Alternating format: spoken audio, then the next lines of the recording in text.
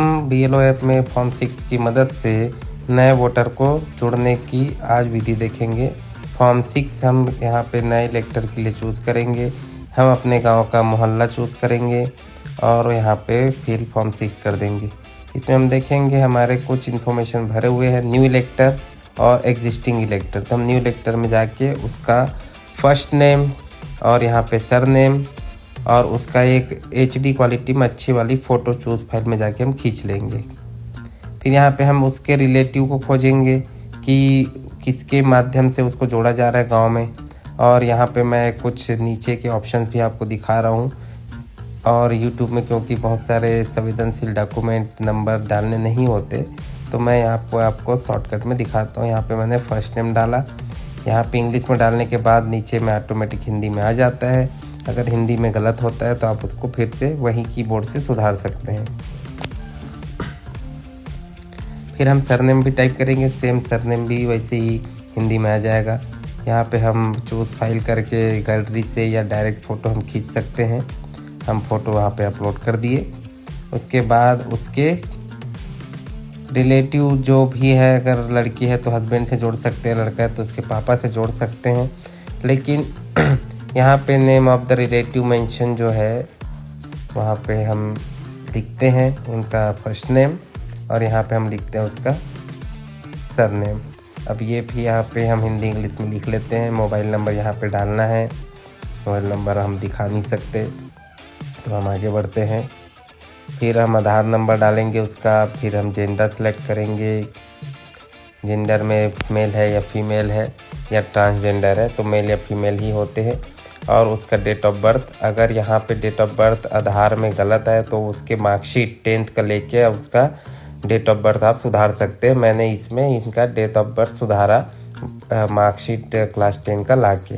फिर हम उसका यहाँ पे एड्रेस भरेंगे और एड्रेस प्रूफ के रूप में हम उसके हस्बैंड का आधार कार्ड का कॉपी फ़ोटो खींच के यहाँ पे डाल देंगे। हम उसके घर नंबर, उसके मोहल्ला, पोस्ट ऑफिस, गांव, पिन नंबर, ये सब चीज़ें भर के हम यहाँ पे रेसिडेंट के लिए जो भी डॉक्यूमेंट हमारे पास उपलब्ध है वो हम डाल देंगे और आगे बढ़ जाएंगे। मैंने यहाँ पे आधार कार्ड नंबर डाल दिया और आगे बढ़ गया। यहाँ पे फिर डिसेबिलिटी पूछा जा रहा है, जो अगर कोई होंगे डिसेबिलिटी उसको वहाँ पे टच करना, नहीं तो आगे बढ़ना है। अब हम यहाँ पे फैमिली डिटेल डालेंगे। तो नए पे मैं फैमिली मेम्बर को यहाँ पे मैं मेंशन करूँगा, उनके हस्बैंड को। अब यहाँ पे एक नया चीज़ जो आया अभी के डेट में वो है कि आपको एपिक नंबर डालना है और बाकी चीज़ें खुद से आ जाएंगी। ये बड़ा वो चीज़ है कि आपको उसके मम्मी या पापा, उसके खुद के मम्मी पापा का वोटर ID वहाँ पे डालना है।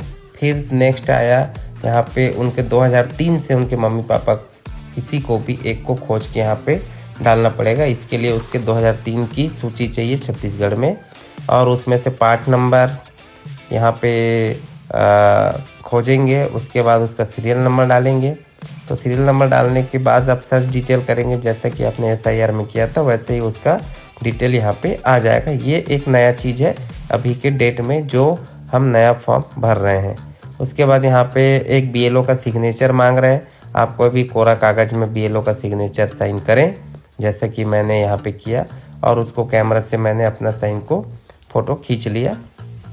अब उसके बाद इस फ़ोटो को मैं यहाँ पे जूम करके फिट करके उसको अपलोड करके ओके कर दूँगा। ऑटोमेटिक मेरा साइन अपडेट हो गया।